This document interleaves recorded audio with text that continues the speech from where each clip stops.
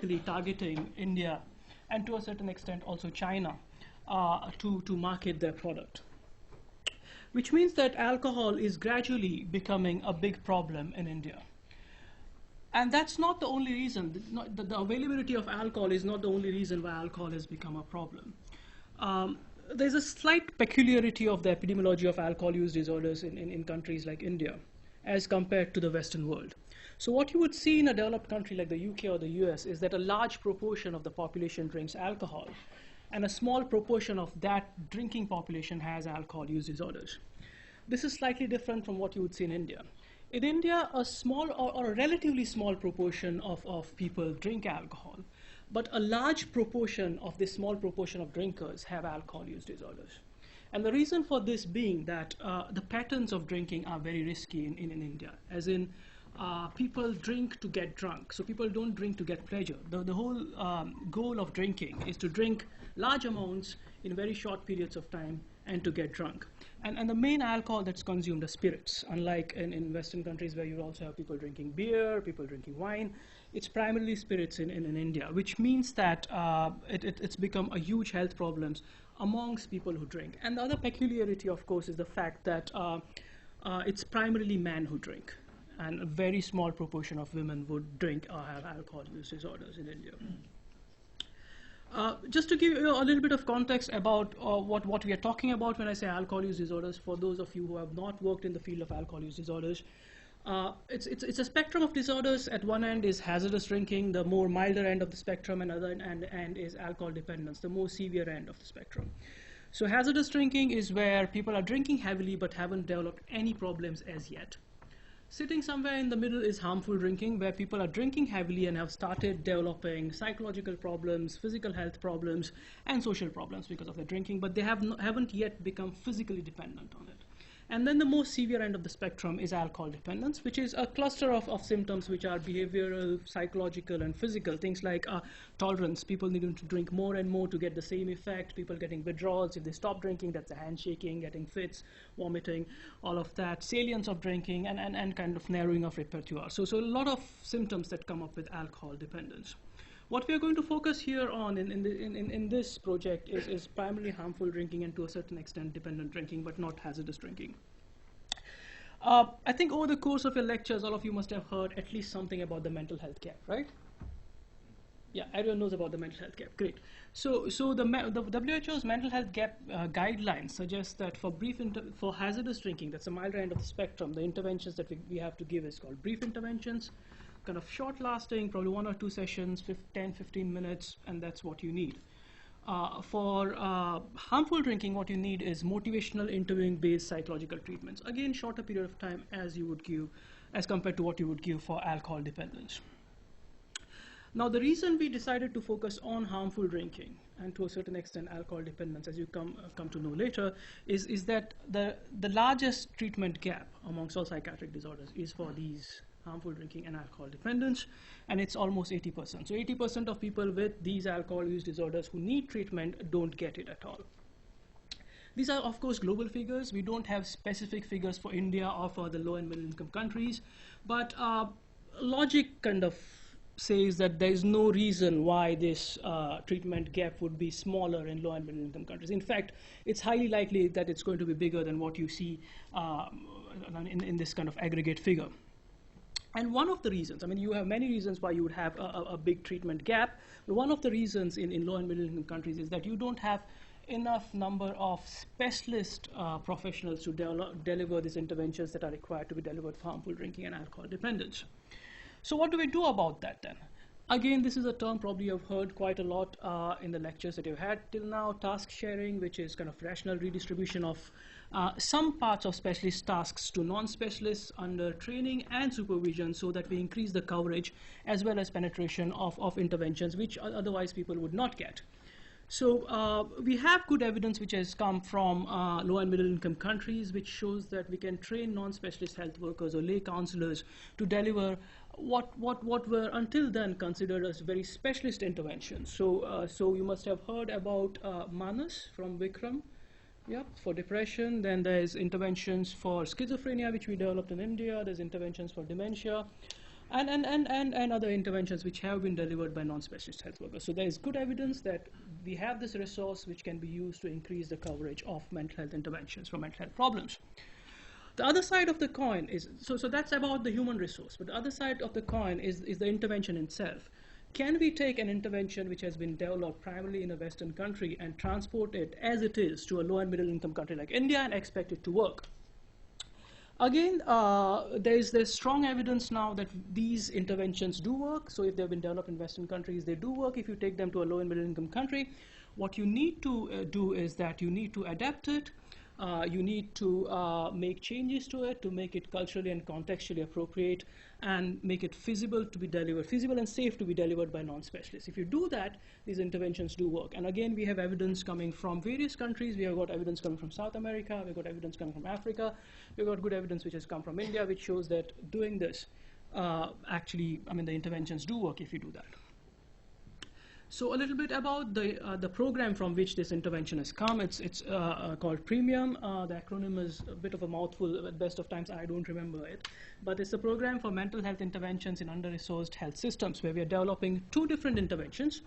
One for harmful drinking, that's what I'm going to talk about today, and one is for moderate to severe depression, which I'm not going to touch on. It's called the Healthy Activity Program, which is based on behavioral activation. So this program is based in two states in India, Maharashtra and Goa, which is on the west coast of India, led by two NGOs called Parivartan in Maharashtra and Sangat in Goa. And it's been approved by the IRBs of Sangat, that's the host institution, the school, and the Indian Council of Medical Research.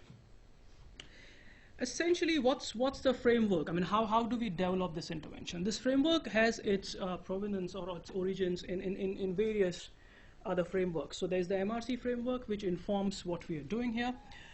There's experience of other researchers from other parts of the world, like Uganda and Chile and Pakistan, which has again informed the framework that we have developed. And some of these PIs on these interventions are in fact collaborators with us on this program. And then finally, our own experience of adapting psychosocial interventions for depression, dementia, and schizophrenia in India, which has informed this framework which we have used to develop the psychosocial intervention. So the first step of this is identifying potential psychological treatment strategies. Just to get a sense of things, do we have many people with a psychology background here? Okay. A few, okay. So just to give you a little bit of understanding of what I'm talking about when I say psychological treatment strategies, we have this bigger class of psychological treatments, which you would probably call a psychological treatment, like cognitive behavior therapy. Within each of which is a composite of strategies. So within each psychological treatment, you have multiple strategies that you can use. And within each strategy, you would have various techniques that you implement when you're seeing a patient. So for example, you have a psychological treatment called cognitive behavior therapy, which you use in depression, anxiety, and a lot of other disorders. Within that, you might have a strategy called cognitive restructuring, which essentially looks at, so for example, if a patient is depressed, they might have cognitive distortions. They might think that I'm a bad person, so I deserve to be depressed. So that's a cognitive distortion. Okay, so that's irrational thought. So you would then have a strategy called cognitive restructuring, where you change this, help the patient to change this thought. So that's cognitive restructuring. So it's a strategy. But to implement that strategy, you have various techniques, which is the kind of a base thing that you would use in your session. So a technique in this case would be evidence for and against. So you sit down with the patient, take a page, draw a line down the middle, evidence for why you're bad, evidence for why you're not bad. So that's a technique. We are not talking about techniques here, we're not talking about treatments, we're talking about strategies, which sit somewhere in the middle. Then we use these potential psychological treatment strategies to develop a theoretical framework for the psychological treatment. Again, we'll get to it in more detail. And then we did the preliminary evaluation for acceptability and feasibility of the psychological treatment. So that's the extent of a formative work to develop the psychological treatment. So these are the three steps, and within the steps, you have various things that we did. Again, we are going to go through quickly through each one of these things that we did within these three steps. Okay, so I mean, this is going to come, and this figure is going to come over and over again. So you get used to it. So step one was, first thing that we needed to do was to identify strategies that we could use. Okay, strategies which had which were effective, which would be potentially acceptable to the people whom we are going to deliver it to, and which would be feasible to be delivered by non-specialist health workers. So this was our first step. We had to identify just such strategies. So that's the first step, identifying evidence-based psychological treatment strategies. So what we did was we took the WHO mental health gap guidelines, because they had done a very extensive literature search and come up with interventions which had evidence for delivery in a low resource setting. So there was no point in doing all of that all over again. So we updated it. So from 2009 to 2011, we updated it with a new literature search, which we looked at the interventions that we got. We looked at in terms of effectiveness, how good they were in reducing drinking in people with alcohol use disorders, and how generalizable was it to our context. So when I say generalizable, we're looking at a few things. We're looking at whether the intervention was delivered by a non-specialist health worker, whether it was delivered in primary care, that was the setting of our study, and whether it was delivered in a low and middle income country or in a developed country, but to ethnic minorities. So we did that. That was our global review, and we also did a regional review. We looked at interventions from South Asia, which was kind of more contextually appropriate to what we're doing. So in the international review, we found 38 RCTs, 8 systematic reviews, 28 studies from the regional review. All the treatments that were recommended in mental health gap, we included into the next step, because obviously, because it was in the mental health gap, it meant that they were recommended for low resource settings. So those interventions, along with these new ones which we found in our review, which fulfill this criteria for effectiveness as well as contextuality. So these are the things that we found. So there was brief interventions based on motivational interviewing and counseling and advice, and these other interventions like cognitive behavior therapy, social norms intervention. Brief interventions were generalizable to premium. That was to our context, because they were effective when delivered by non-specialist health workers in primary care settings. So these were studies in which the interventions were delivered by nurses in primary care. And it worked when it was delivered to ethnic minority populations in developed countries. There were other interventions like behavioral couples therapy, broad spectrum therapy, which had good effectiveness, but didn't have generalizability to our setting because they were delivered by specialists. So those were out. In the regional review, we found RCT evidence for only one intervention, the family therapy. But there was weaker evidence for other interventions. So when I say weaker evidence, we had, it was in terms of non-randomized controlled trials, case series, observational studies, etc. So these were things like BI based on MI, behavioral therapy, etc. So the next step, I mean, we keep this aside. Parallelly, we were also looking at the explanatory models of alcohol use disorders. So how do people who have alcohol use disorders and their family members conceptualize their problems? How do they see the impact of the problems? What are the coping strategies that they use? What are the treatments that they seek? And what are the expectations about the outcomes that they seek for treatment? So these are the type of things that we are trying to understand. And we tried to do this in two ways. So that's the next step. So what we did was we did a literature review of explanatory models in South Asia. That's the region that we're working in. And we also did in-depth interviews, a qualitative study with people with alcohol use disorders, men with alcohol use disorders, their family members, and clinicians who delivered interventions for people with alcohol use disorders. So these were some of the results, of the qualitative work that we did, the in-depth interviews, which was triangulated with the results that we got from the systematic review of explanatory models. So nothing unfamiliar here. This is something that you would see in Western countries too. So the reasons why people were drinking heavily or had alcohol use disorders was psychosocial stress, peer influences, which was kind of a very strong indicator, availability of disposable income, people had money, so they spent it, and functional use of alcohol to relieve physical stress. This is probably slightly kind of more specific to low and middle income countries. But there's one thing that you don't see here, which you would see commonly as a causal attributions for alcohol use disorders or drinking in Western countries. Can anyone take a guess? What's missing here?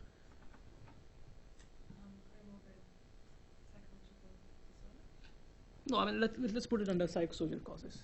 What's the common reason why people would drink, start drinking or continue drinking in a Western country, which is not in here? Drinking for pleasure. Drinking for pleasure came in a very minuscule proportion of the people, very small proportion of the people who were interviewed said that they started drinking or continued drinking for pleasure. So that's slightly different from what you would see in a Western country. Again, nothing kind of unusual here, how it impacts people, family life, social life. I mean, this is something that you would see in any country. Yeah, please. What is the physical stress, please? A psychosocial stress, so mental stress. Why is it physical? Oh, the last one. Yeah, so these were people who were primarily involved in manual labor. So things like building site workers, and so this alcohol was used as a way to reduce physical pain at the end of the day. So they work very hard in the fields, so on the building sites, come back home, sit down with their friends and have a drink and then go to bed. This is probably very important for the treatment development process. So these were things which people were using to reduce their drinking or stop their drinking, either themselves or their family members. Now, as you can see, these are people who have never received any kind of psychological treatment. Okay, so these things that they do are not informed by what some counselor or a therapist has told them.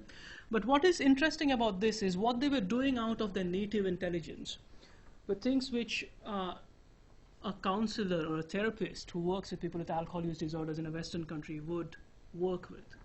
So kind of avoiding friends and social situations, like how to handle peer pressure, social skills training. So that's the technical term, that's how we would use it in the Western country, but this is people who are kind of using their native intelligence and using strategies like this. So avoiding friends, kind of distracting themselves with other recreational activities, substitution with other drinks, involvement in religious rituals and spirituality, seeking support from friends and family. So as you can see, these are things that can be used in a psychosocial treatment because they are actually part of psychosocial treatments that have been developed in Western countries. And again, this is something that they wanted out of the treatment. Again, nothing kind of unusual here. They wanted to reduce their drinking, stop drinking, relapse prevention, and improvement in various psychosocial outcomes. This was what we found from interviewing the health workers or clinicians who work with people with alcohol use disorders. And these were the various strategies that they were using when they were seeing patients. Now, this is not to say, when we put it like this, it is not to say that these people were trained to do motivational interviewing and they were doing motivational interviewing. They were doing their own version of motivational interviewing or what they had read in the books. They were not trained to do any of this. Most of them weren't trained to do any of this. What they have read, what someone has told them, or what they have developed themselves. That's how it works in countries like India, unfortunately. And these terms some of these terms were either said by them that I do motivational interviewing, or these were terms that we applied. Like, for example, a clinician would tell us, oh, the way I work with this patient is to see them for a few sessions and use that to develop their motivation by doing this, this, and this. And then we'd kind of say, okay, this looks like motivational interviewing. So now we have from these two parts of this first step, the green boxes are the various strategies. Okay. Now what we did now was to take these psychological treatments with evidence for them and break down into the component strategies, because as I told you, we're not interested in the treatments, we are not interested in cognitive behavior therapy, we are interested in the components of the treatment. Okay, because we'll try to put together components from various different interventions and try to create a new intervention which is acceptable, feasible, and safe to be delivered by non-specialist health workers in low-resource settings. Okay, so we are interested in the strategies. So we break down the psychological treatments into their various strategies. All the strategies from the international literature search, which has evidence for effectiveness and generalizability, get included into the next step. All strategies, regardless of anything else, from the regional literature and in-depth interviews, go on to the next level. So here we are not looking at effectiveness. Here we are just looking at generalizability. So this is something which is happening already in this context, so we take it to the next level. Some strategies kind of were similar, we put them together.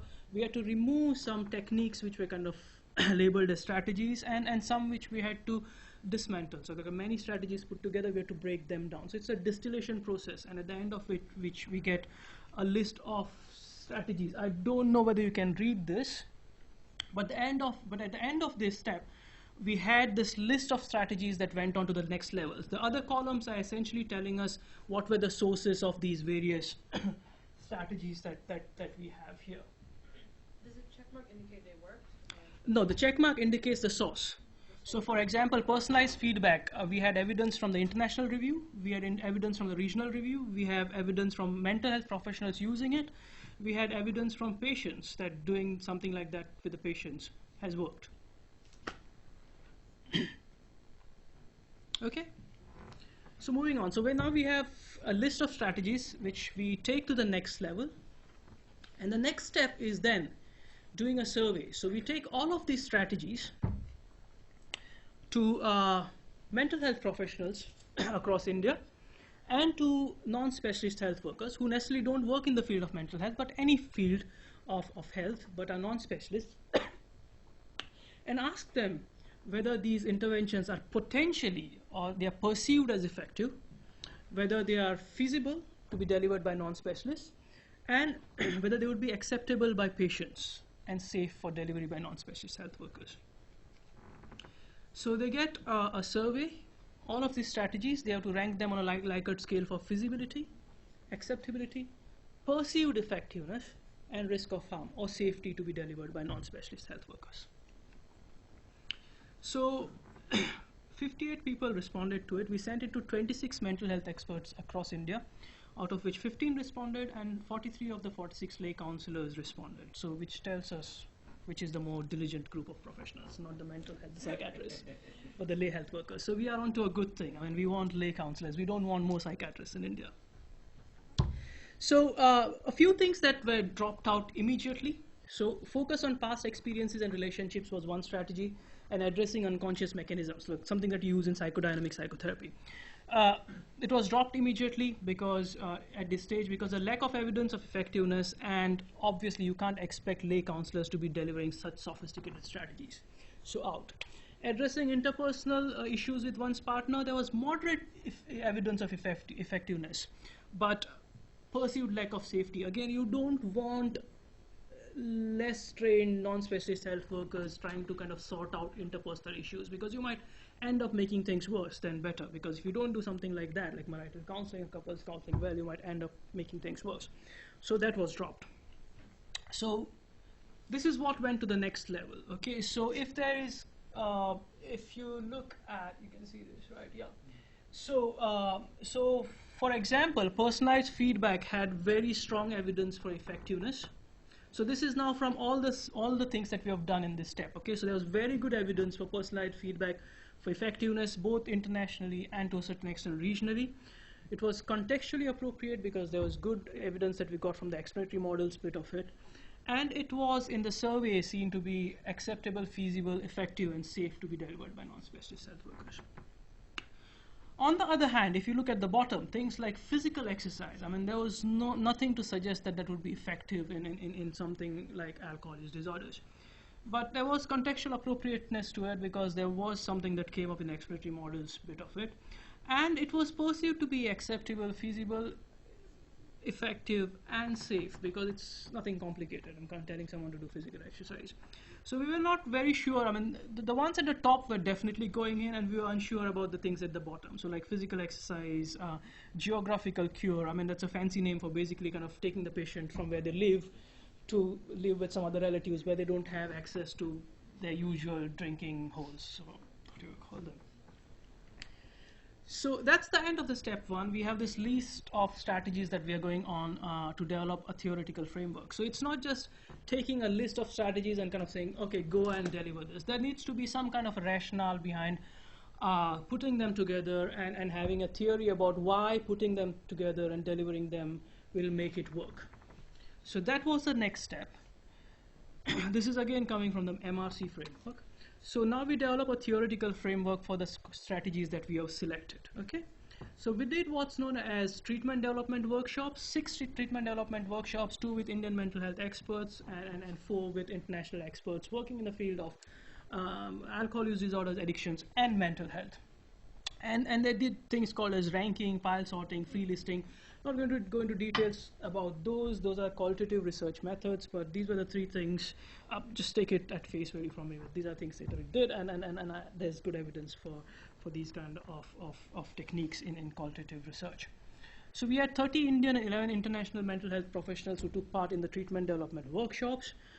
they were allowed to take out strategies from what we had given them. They were allowed to put in new strategies into what we had already had. So they added a few strategies like family engagement, dealing with drinking triggers, referral, positive leisure, healthy eating, and sleeping routine. And they removed some, like cognitive restructuring, because it was thought to be too sophisticated for a lay health worker to use. Vocational counseling, because it was thought that the lay counselors would then need to have a good understanding of the job market and kind of linking people into work. So it was dropped. Support groups were dropped because it was felt, and truly so, that it's difficult in a place like India to get a group of people together to have therapy, because people have conflicting demands. So people are working. If they don't work, they lose their wages. And I'm not kind of saying that people don't work anywhere else. It's just that if they don't work, that they don't get their wages. So things like that kind of make it difficult for people to bring people together and have support groups. So it was dropped. Family counseling, again, sophisticated, dropped, and family psychoeducation. So then they in the workshops, the strategies were kind of put together based on things that would work well if they were put closely together into different piles.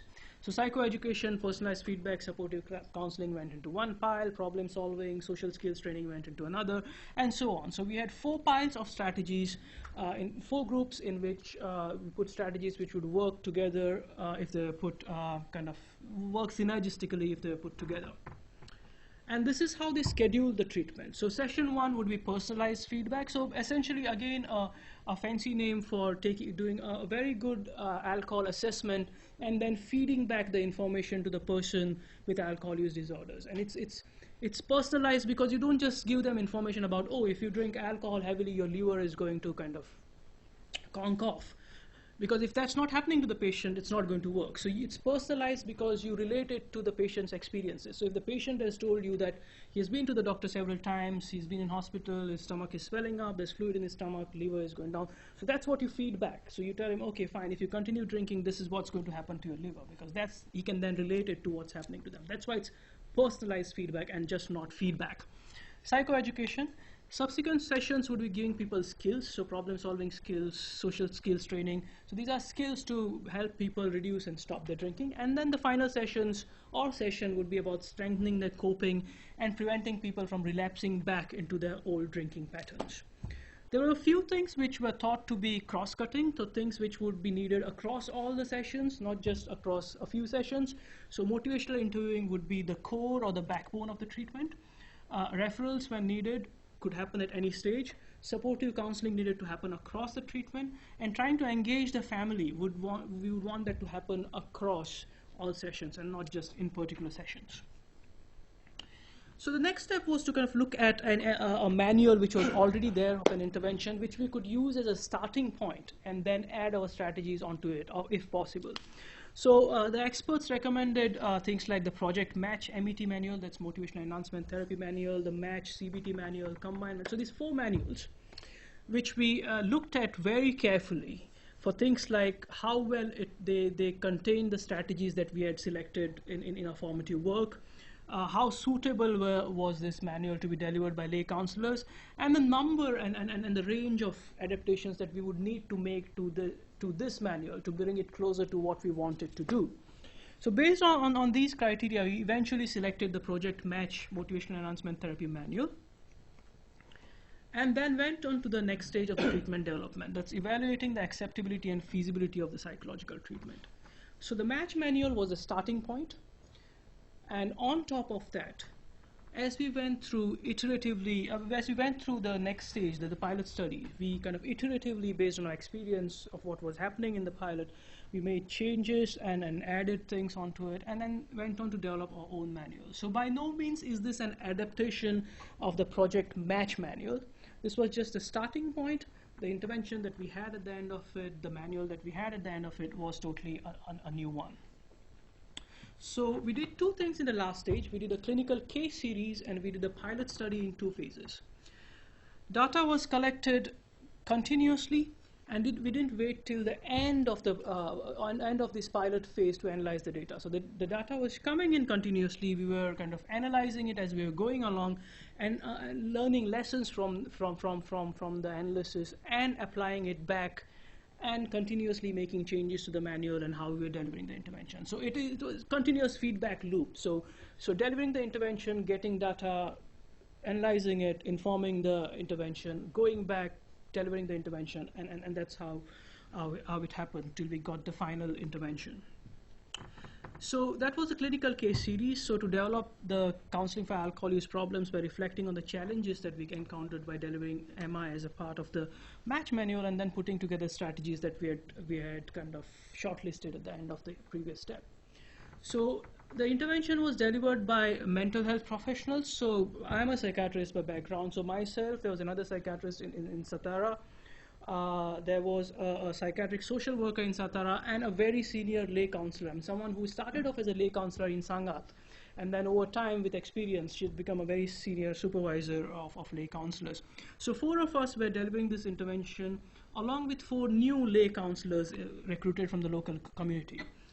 So we were screening people who were coming to the primary health care centers in the public sector, health sector in Goa and Satara. We were getting referrals from general practitioners and psychiatrists, or patients were kind of self-referring themselves. All males above 18 years. So the reason, as I said, why we are looking at males is because not big problem in females in India. All males above 18 who had a diagnosis of harmful drinking or alcohol dependence, who were scoring 12 plus on the audit. Audit is a screening tool developed by the WHO for alcohol use disorders. And the data that we're getting was from clinical session notes, treatment completion notes, semi-structured interviews with the counselors, with patients who dropped out of treatment. When we also did theory of change workshops. Everyone knows theory of change workshops, theory of change, right? Great. So we did theory of change workshops, essentially looking at what were the barriers to recruiting people into treatment, what were the barriers to keeping people into treatment, and then try to brainstorm solutions to it and to reduce, to increase recruitment and to reduce dropout rates from treatment.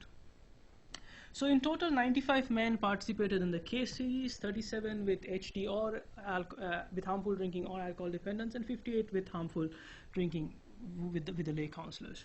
So these were some of the themes that kind of came through during the case series. So there was one of the major barriers was how patients and family members conceptualized alcohol use disorders and treatment for alcohol use disorders. So as I said, harmful drinking is not the severe end of the spectrum. So people who come to primary health care centers where we based our treatment were not people who were seeking treatment for their alcohol use disorders. These people had come to the PHC because they were having gastritis, because they were vomiting, because they had fever, because they had injuries, for a dental checkup or for whatever. They had not come there for harmful drinking. They came to know that they are harmful drinking because we screened them and told them. So these people had not come for treatment. So treatment seeking wasn't the reason why they were there. So when you tell them that they have problems, the health problems are because of harmful drinking, they don't accept it. I mean, they don't really see that as a problem. The other big problem was people were just not accustomed to be getting any kind of psychological treatment. They were not used to sitting in front of someone else talking to them for 40 minutes. They were used to coming to the PHC, see the doctor, 5-minute consultation, doctor gives them medications, give them a jab, go home, come back after 2 weeks, or don't come back. So that's what they were used to. They weren't used to getting a psychological treatment. They weren't used to people sitting down and talking with them, for that matter. Patients as well as family members, strongly, I mean, that's again a cultural thing. We want medicines, okay? People come to health centers, people come to see doctors for medications. If you don't get medications, or if the doctor doesn't give medications, the doctor is not a good doctor. So you have to give medications, you have to give them a jab and they feel good. Okay, so psychological treatments is not what they want. They want medications, they want a jab. And this was not what we were giving them. Finally, doing pure motivational interviewing as it is defined and how it's supposed to be done, it's in a very collaborative manner, does not work. So you do MI, you sit in with the patients and say, when we started off like, okay, so what would you like to discuss today? Blank face. Why, like, they know that I'm a doctor, they know I'm a psychiatrist. You should be telling me what you're discussing. I'm not going to tell you what we're going to discuss today. Doesn't work. I mean, first few sessions of MI were just like that, just sitting there and kind of, what do you want to say? Tell me a little bit more. What do you want to do? Blank faces, okay? So it doesn't work. but if you tell them, okay, go home and don't eat any spicy food and sleep well for the next 5 nights and take this painkiller, you'll feel good. I mean, they feel happy because you're giving them something to do. That's what a doctor is expected to do. So that was a big hurdle. So what did we do? I mean, the first problem was kind of getting people to understand what psychological treatments is. And that meant that we now had to write another manual, which we hadn't bargained for. So we had to write another manual called Counseling Relationship, which taught the counselors the basic skills of counseling and how to engage a patient and keep them in treatment. We needed to add few details into the manual to help them deal with their expectations about medications. So that needed to be put in so the counselors could explain to the patients and family members why medications in this case are not a very good idea and why psychological treatment is an excellent idea. We had a conflict of interest. Of course, we wanted to tell them psychological interventions were good for them, but you need to understand that for the other end of the spectrum, for harmful drinking, I mean, the intervention actually is psychosocial intervention. For alcohol dependence, there is a role for medications along with psychosocial interventions, but the main component is psychosocial interventions. And finally, I mean, just to be consistent with the patient's expectations, what we did was the first session was made into a more directive rather than a more open-ended session. So the counselors were told, okay, these are the things that you need to do during the first session. You can allow the patient to add their own stuff on the agenda, but these are the things that you need to do in the first session. And the hope was that by the time they came in for the second or third session, they would really understand the essence of how collaborative counseling works, and then they would be able to contribute to the counseling process. Again, patients had a huge range of personal and social problems, and the strong interrelationship of this with the alcohol problems was something that we had to consider. So we had specific modules in the manual which emphasized how to tackle these issues. So things like problem-solving skills, how to manage your emotions, how to deal with drinking triggers, based on what the patient's needs were. So it wasn't a one-size-fits-all intervention. The intervention would be tailored to the patient's needs. Again, we saw that there was a huge kind of spectrum of kind of patients and patients' expectations who walked into the clinic, and it was not possible to kind of deliver one-size-fits-all intervention for people. One of the biggest struggle was this constant tension between patient and the patient's family members about what they wanted to achieve from treatment, because when you have someone who is a harmful drinker who doesn't really think that the drinking is a problem, it's highly likely that they might not want to stop drinking. They might most likely want to reduce their drinking, but the family members are fed up. I mean, they say, no, you have to stop drinking. And the counselor was not able to negotiate this space between the family members and the patients. So we emphasize that finally it's the patient's decision of what they want to do. The counselor's job is to give them the information which will help them to make that decision, rather than trying to force abstinence down their throat. Because it was also seen that it's kind of slightly a blind spot amongst the counselors. Like controlled drinking was not something that they considered as something which they should offer the patient. It's probably a cultural blind spot. It's either drinking or no drinking. Controlled drinking is not really an option. The other thing was to tackle the diversity of patient needs. So we introduced a kind of flexibility into the intervention. Okay, so there was no specific recommendations about the number of sessions. So every patient should get 4 sessions. No, that was not it. We had a maximum number of sessions, that was 4, optimal number of sessions, that was 2, and a minimum number of sessions, 1. So patients could get anything between 1 to 4. So there was no fixed number. We changed the intervention from being a session-based intervention to a phase-based intervention. Now, what does this mean? There were 3 phases to the intervention. So phase 1 is where you get the patient to understand their drinking problems and come to a treatment goal, what they want to achieve. Phase 2 is where we give them the skills to achieve this goal, and phase 3 is preventing relapse. All patients don't move through these phases at the same speed. So there might be some people who come and walking through the door are not ready for change at all. Okay, they don't want to do anything about the drinking. So they spend most of their time in phase 1, where we kind of do an assessment, feedback, change talk, get them to a stage where they start thinking about the drinking. And this might take you 1 session, 2 sessions, 3 sessions, because they're not ready. There might be someone who has had, whose liver has kind of gone, is not working. Doctor has told him you have to stop drinking. So he walks in through the door wanting to stop his drinking. So you don't spend much time in phase 1. You don't spend time trying to convince him that it would be a good idea to drink, because he's already there. He's ready for change. You move on quickly to phase 1 and go on to phase 2, where you kind of give them the skills to stop their drinking. So you are already doing phase 2 in session 1. In the first patient, you are doing 2 sessions for phase 1. In the second one, you are in phase 2 immediately at the first session. So there's a lot of flexibility around how you deliver the intervention. And yeah, then we had these practical barriers to delivery, which you would find in any low and middle income country. So patients who come in want to see a doctor, they wait, they do the registration, they wait in a long queue. After a couple of hours, they see the doctor for 5 minutes, and then the doctor says, oh, you go and see this counselor. They are not interested, because they have to finish this and go back to work, because if they don't go back to work, they don't get their wages.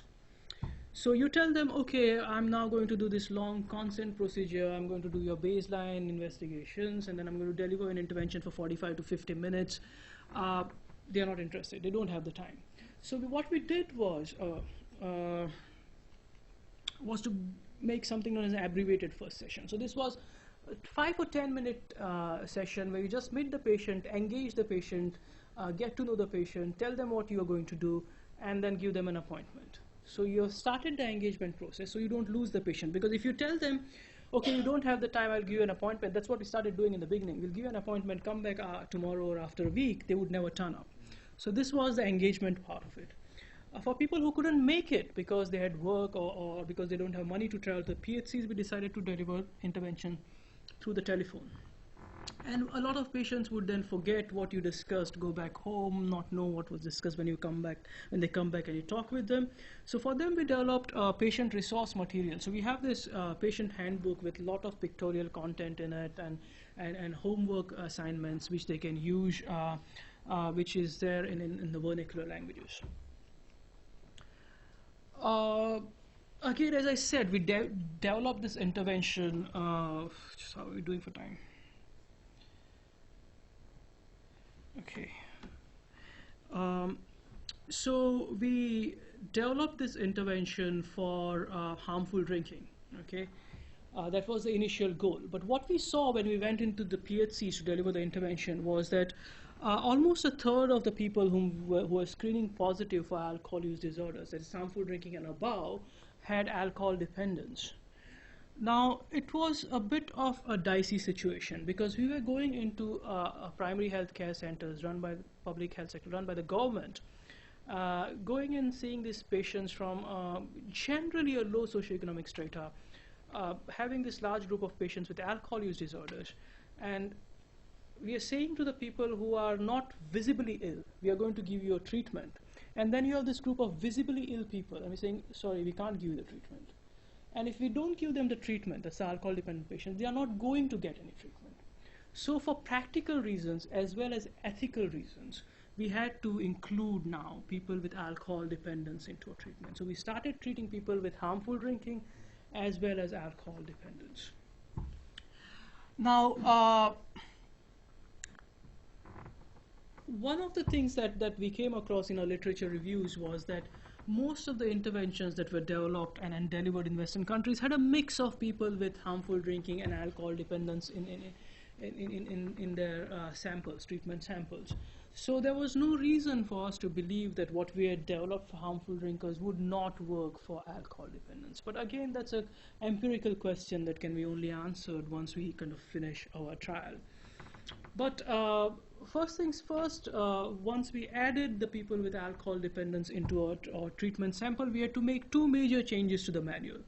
One was we had to introduce a structured referral pathway for these patients, because as I've mentioned before, people with alcohol dependence, when they reduce or stop their drinking, start getting alcohol withdrawals.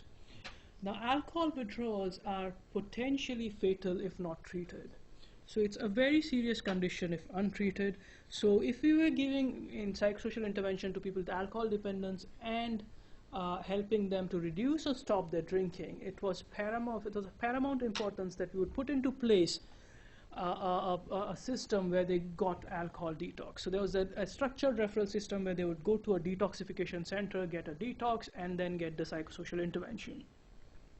And then we needed to add another bit about medications for alcohol dependence. So as I mentioned, there's no role for medications in harmful drinking, but there is a complementary role. There's definitely a role in alcohol withdrawals, and there's a complementary role along with psychosocial interventions in relapse prevention for alcohol dependence. So this information had to be provided to the patient. So this module or this bit was then added into the manual for patients with alcohol dependence. So those were some of the near final refinements to the manual or the treatment that we had developed. Not much refinements or changes that happened in the pilot study, but this was conducted across 11 primary healthcare centers across Goa. Now we had moved from Maharashtra, we had stopped our work in Maharashtra. We're doing it only in Goa. This was done in 2 phases. So phase 1 was a cohort, a treatment cohort before and after design. So you take a group of people, give them the intervention, measure outcomes before and after you deliver the intervention. And the second phase was a mini randomized control trial. So it was a small randomized control trial, take a group of people, randomize them into treatment and enhance usual care, deliver the intervention to one arm, not to the other arm, and then analyze the results. So mixed methods again, so we had qualitative data coming in as well as quantitative data coming in. The inclusion criteria remain the same: man over 18 living in Goa, no comorbid physical or mental illness requiring emergency treatment, and scoring 12 and above on the audit were included into the study. We started off with a group of 19 counselors whom we recruited through a very rigorous process of first interviews and then structured role plays to kind of have an idea about their counseling or soft skills, basically. So we had 19 counselors at the end of that recruitment process. Then they went through a training, so 1 week training on alcohol use disorders, counseling relationships 1 week, and 1 week for depression, because it would be the same counselors who would be delivering the intervention for alcohol as well as depression. And then they went through a kind of apprenticeship period where they were supervised across almost 6 months while they delivered the interventions, at the end of which we had a competency evaluation exercise, which is again, I'm not going to describe here, but it's something which is being done for the first time in India. I mean, you use role plays, and the people rating you on the role plays are not really specialists who know the intervention. So this is something which has been developed in Oxford, and first time we tested it in India. We're actually writing it up for publication now. But at the end of this structured role play and this competency evaluation process, with an a priori cutoff of whom we want score of who, above which we would take people, we had 12 counselors in our trial. Okay. So these 12 counselors would be placed in PHCs, where we would then go on to deliver intervention for the pilot study. So the data that we collected was patient outcome data, quantitative as well as qualitative. Quantitative was timeline follow back, which is again a fancy name for just a drinking diary. So you get information about the frequency and quantity of people's drinking, going back to 2 weeks from the day when you do the assessment. The alcohol use disorders identification test, the audit. The short inventory of problems is essentially a scale which measures the impact, the psychosocial impact, the impulsive, the health impact of alcohol use disorders, and the PHQ-9, which is a screening tool for depression. So again, it gives you a quantifiable estimate of depressive symptoms. And at the end of each session, at the beginning of each session, after the first session, the second, third, and fourth session, when the patients would come in, the patients would be asked whether the drinking has, so this is a perceived kind of impact, so whether their drinking had reduced, gone up, or remained the same. So that was another outcome that we had. It was a kind of outcome which was collected not at 8 and 12 weeks post-enrollment, but over time. And process indicators related to treatment delivery, which were things like how many people were screened, how many people screened positive for harmful drinking and alcohol dependence, how many people agreed to come into treatment, how many people completed the treatment, how many people dropped out of treatment, so things like that. That's the process indicators. Qualitative data in terms of focus group discussions with counselors and semi-structured interviews with patients who completed treatment and patients who dropped out of treatment. And we use grounded theory approach to analyze the data. So this is something that I'm analyzing presently, so we don't have definitive numbers for this, but kind of preliminary numbers kind of show me that there is a non-significant reduction in the drinking amount. So people who receive the intervention, the drinking amount of drinking goes down definitely as compared to people who don't receive the intervention, but it's not statistically significant. Again, we can't read much into this because the sample size is small.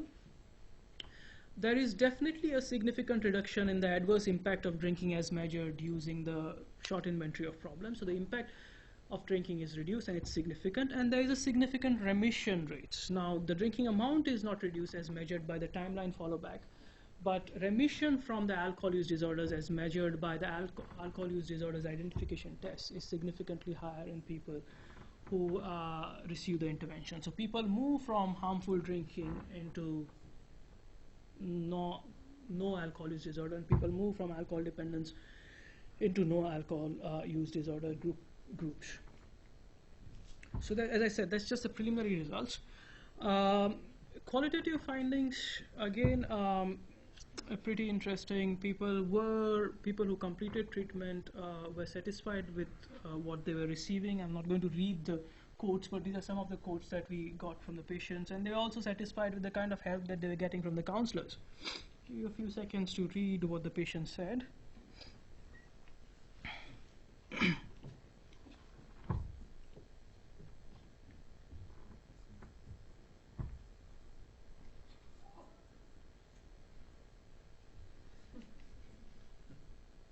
Oh, was there something interesting there?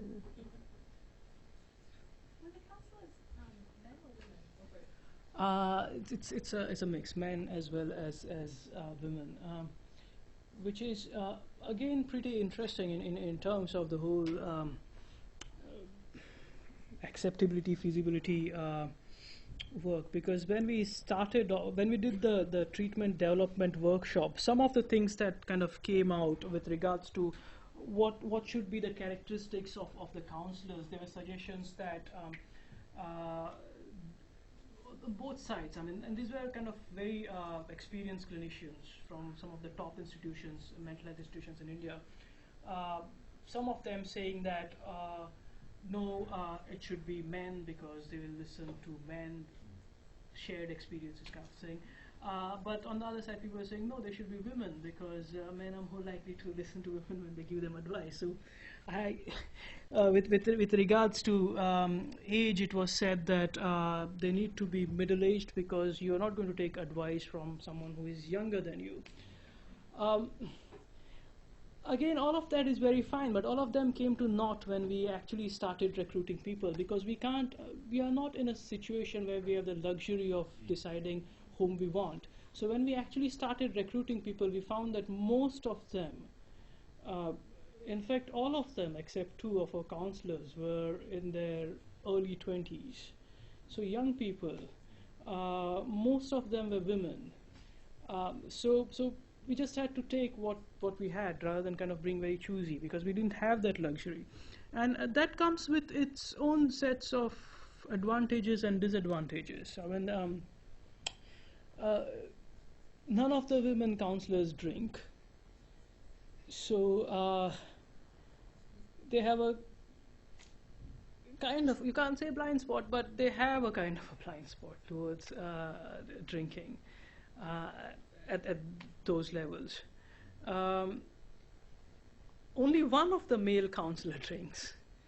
Again, it's not much different from the women in terms of their drinking pattern. So again, they have this kind of slightly blind spot about controlled drinking, and so there are issues like that. I mean, age, gender, some of them had their own, again, this is unavoidable, some of them had their own kind of interpretations of mental health because they had family members who had drinking problems or had depression, and how they kind of conceptualized it, or it brought back kind of memories to them, which kind of made it very difficult for them to deliver the interventions and required more support.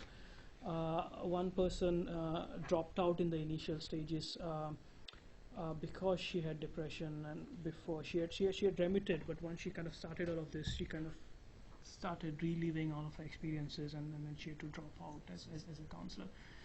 So yeah, it's kind of things that come are interesting and challenging in the same thing, in kind of same vein, because we don't have the luxury of specialists, people with qualifications, and we have to make do with what we have. So in that way, it's pretty challenging, which also makes it very interesting. So patients found the techniques and the strategies that we gave them very useful. They found the patient booklet useful. So this is not to say that everyone found these things useful. Okay, I'm also going to talk about people who didn't find these things useful.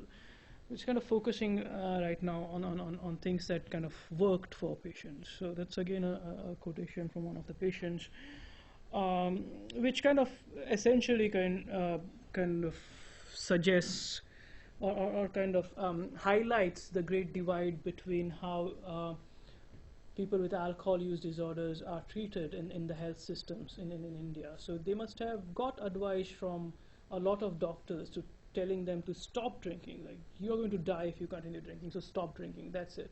But no one actually kind of helped them with the skills that they needed to reduce or stop their drinking. So that was the difference, and that's kind of quite strongly highlighted in this quote from the patient. Now these were the patients who didn't find it useful. These are the people who dropped out. So we had qualitative interviews with them, and not surprisingly, they thought that there was nothing beneficial about the treatment. They thought that they did not receive any beneficial information, or the information that they received they already knew and was not helpful. They said that the drinking had not changed, it remained the same. And not surprisingly, they did not attribute the health problems to their drinking, and hence they kind of dropped out of treatment because the treatment wouldn't help them in any way. Some of the other kind of practical reasons were like work commitments, because of which people could not continue. They just had given up. They thought they could not stop their drinking, nothing would help. Or there were those who kind of simply said they were not interested, I mean, without giving any reason. This was kind of interviewing the counselors, kind of qualitative interviews with them, and some interesting things came up from them which wouldn't come from the patients, but there are patients who didn't want to come to the PHC only for counseling. So they thought it was probably a waste of time to come just for a counseling session and go back. So what we tried to do then was try to give them appointments for the counseling sessions on the days that they would come to see their doctor for their physical health problems, and try to reduce the impact of this I don't want to come only for counseling problem. There were others who started feeling better after the first two sessions and hence decided not to come. So again, that's not unusual. A lot of dropouts would happen in that way because people benefit from the treatment and then stop coming. Financial problems we already spoken about, inability to travel because of severe health problems, as well as not having money to travel to the PHC. So you have to kind of understand the context of the whole kind of how these PHCs are structured. Okay, they provide treatment for a huge catchment area. So in some places, there are very few buses which get them to the PHC. So if you miss a bus, I mean, then 4 or 5 hours till they get the next bus. So all of these things needed to be factored in when you're delivering the intervention. There are family members who saw counseling as a waste of time. One, because they had heard their relatives say that they want to stop their drinking or reduce their drinking so many times, but had never done anything about it or failed at it, so that they'd given up. So they would say, I mean, what would talking do? So they're not really kind of helping engage the patient into treatment. Almost all of them had not received any counseling before, so they didn't really know what it meant or what it was going to help them with, so they dropped out. One of the other reasons that we kind of came to know later on, and this was again a speculation because we can't know for sure, was that as I mentioned, the counselors discomfort with presenting controlled drinking as an option. And a large proportion of our patients, as I said, were harmful drinkers. So if you're going to tell them, no, you need to stop drinking, they're not going to come back to you the next time. So we think that we might have lost quite a few patients in the initial phases because of this. What we did to correct this was then to have a kind of a refresher training for our counselors about controlled drinking.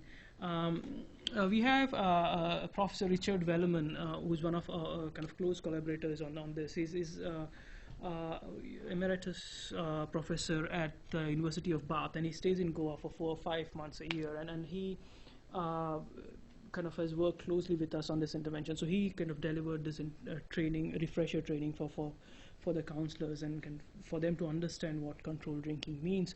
Because one of the problems with them was them not understanding the concept of controlled drinking. They were confusing controlled drinking with reduced drinking.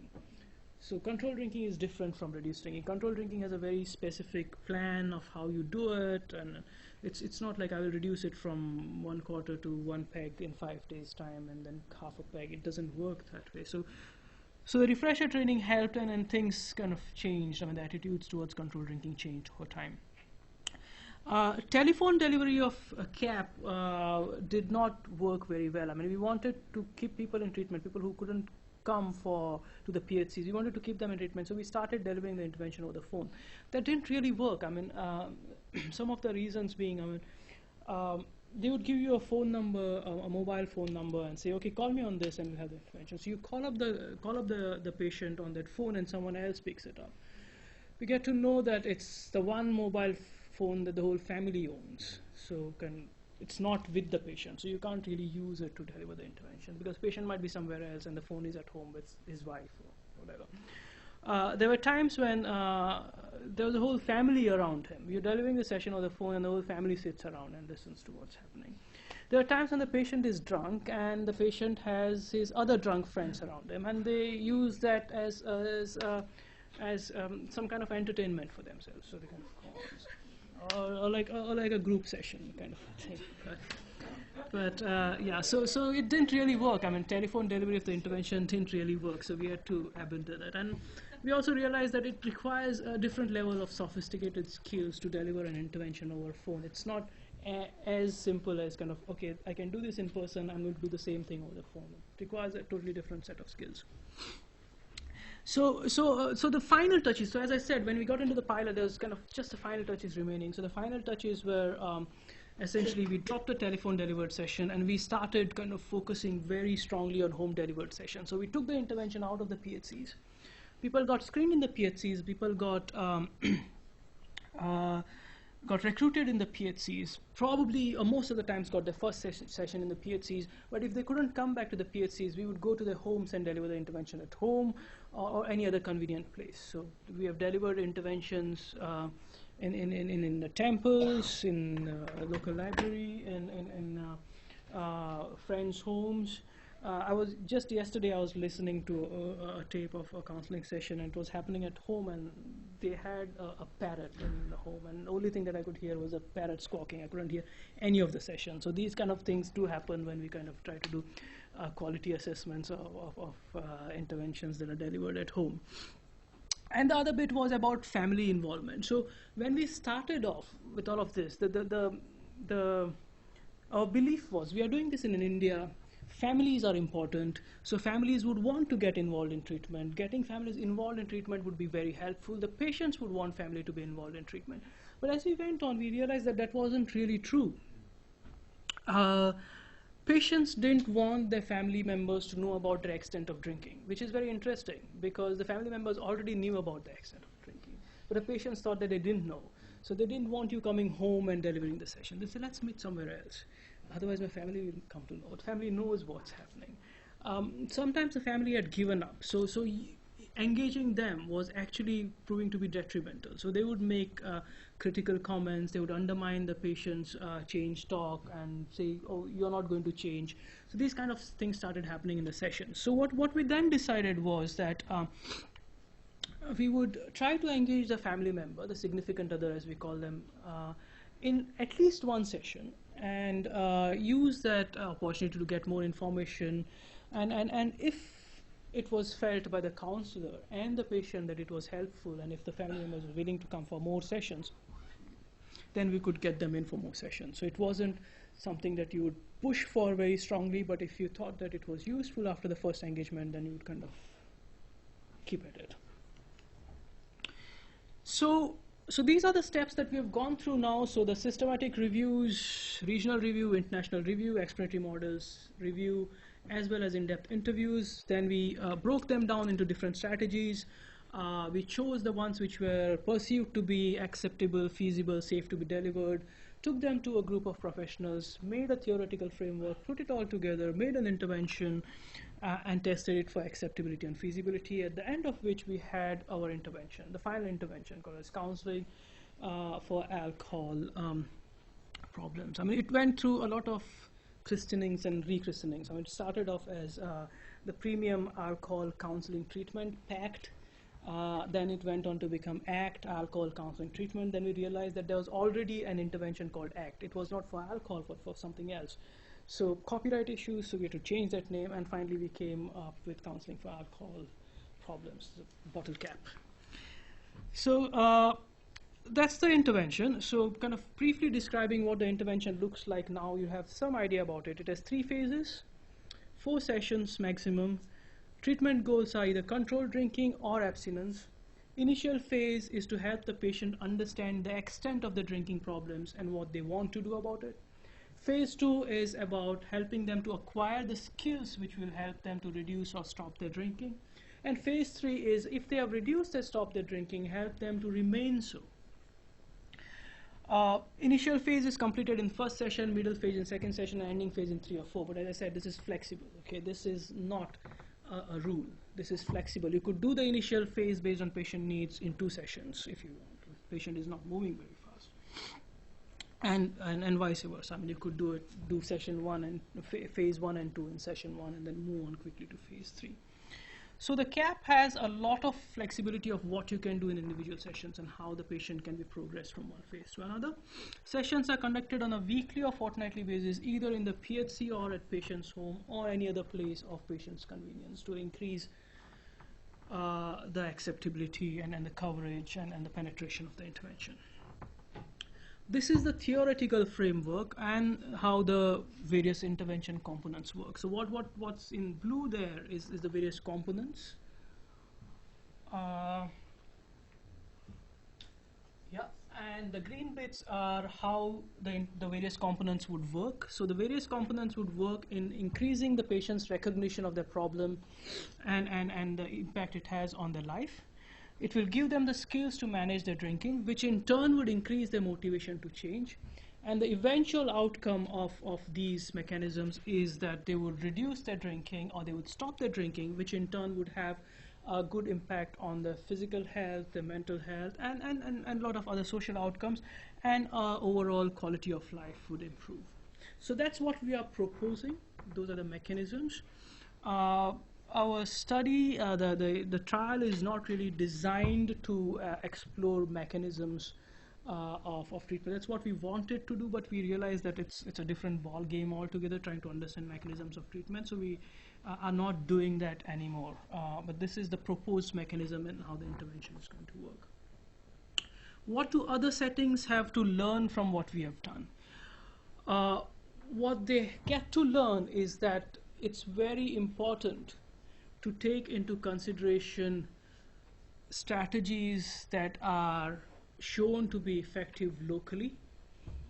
It's important to take explanatory models into consideration rather than just importing interventions that have been developed in Western countries into other settings, which will then help to enhance the contextual relevance and the cultural acceptability of the intervention. There are going to be numerous contextual barriers to the acceptability or accessibility of counseling treatment. So these are practical barriers like no money, travel, all of those, as well as what you could call as psychological barriers to the acceptance of psychological treatment. So people don't really understand what psychological treatments are, and these are the kind of barriers that you would want to overcome when you're delivering your treatment. And finally, what is very important, not just for these kind of interventions, for any complex interventions, is to have a robust formative phase like the one we had, because at the end of it, you would have an intervention that you're reasonably sure would work, rather than just starting off with your trial and spending huge amounts of resources in terms of time, manpower, and money to test something which doesn't stand a chance of working because you have not done your homework. So you might end up spending a longer time than you would want to on your formative research. So we've taken more than 2 years to do a formative research. But at the end of it, you have an intervention which you know has good chances of working.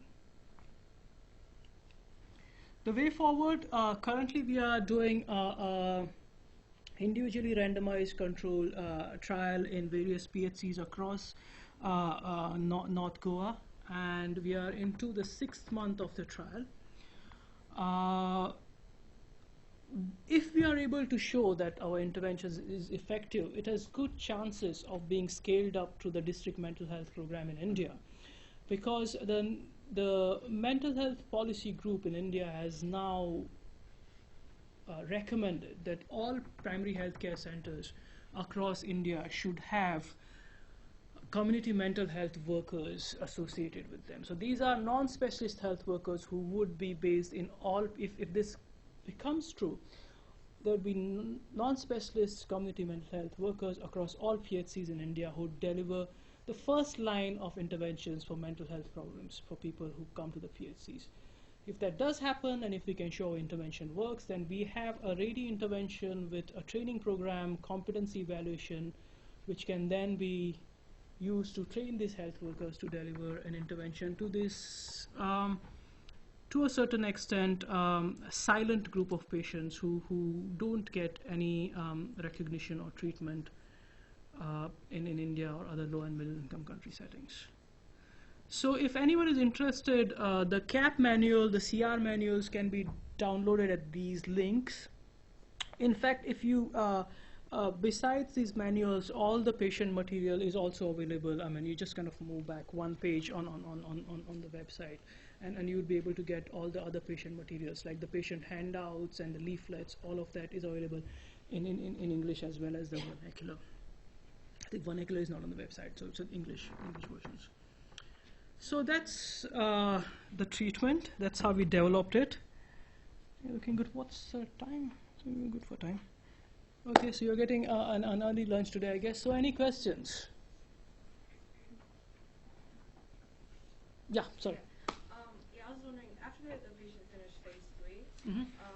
how did you monitor their relapse rate? Did you just make like a monthly appointment, or it wasn't through telephone calls because that wasn't effective? And also, was there any support for the lay workers?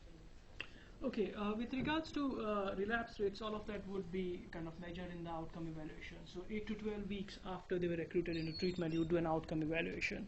At which time you would come to know whether they were drinking or they relapsed, or their drinking status, basically. Does that answer your first question? So they're just evaluated just 8 to 12 months after they finished? 8 to 12 weeks. 12 weeks. Yeah, because it's a pilot study. I mean, we can't kind of do that. But in the trial, it's going to be 3 months and 12 months. Okay. So 3 months after they are recruited and 12 months after they're recruited, we're going to do the measurements. For a pilot, I mean, you can't have that long follow-up period. And the other question was about support. I mean, what do you mean in terms of support? For the lay workers that you said, like, a lot of them were young, they didn't have much alcohol experience. Was there any like social support, psychological support? Like how did they address even dealing with someone who didn't know what drinking was like? Right. Okay. So in terms of personal support, I mean, all of them had supervisors. So they had there are 2 levels of supervisors. So there's the clinic level supervisors who would kind of visit them at regular intervals, and they could call up anytime. And then there would be the specialist supervisors. So this is myself, and there's another psychologist who kind of supervise overall supervision of the intervention. So if they wanted personal kind of support, yeah, they could approach any of the clinic supervisors at any point of time, and that has happened. I mean, there are some who struggled emotionally with the whole kind of experience of delivering the intervention, and they got the kind of support that they wanted. With regards to professional support, of course, I mean, it wasn't like training them and then kind of letting them loose onto the world. Basically, they have weekly supervision. So every week, once a week, all of them come to our center, and they have a case is presented. and they have supervision. So when it started off, it was specialist-led supervision.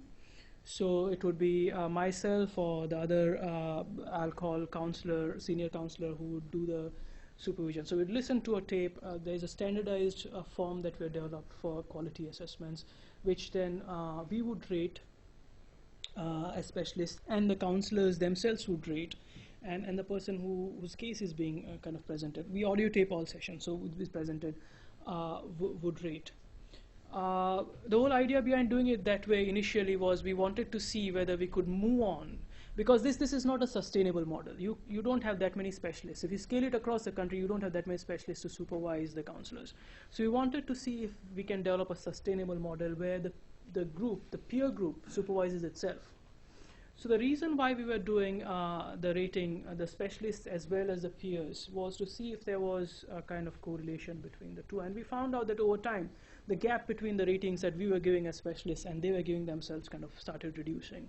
So when that happened, we moved on to a different model. So what we are doing now in the trial is peer group supervision. So they come to the center once a week.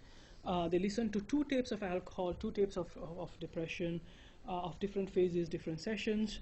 One of the peers, one of the counselor from the group leads the session as the supervisor.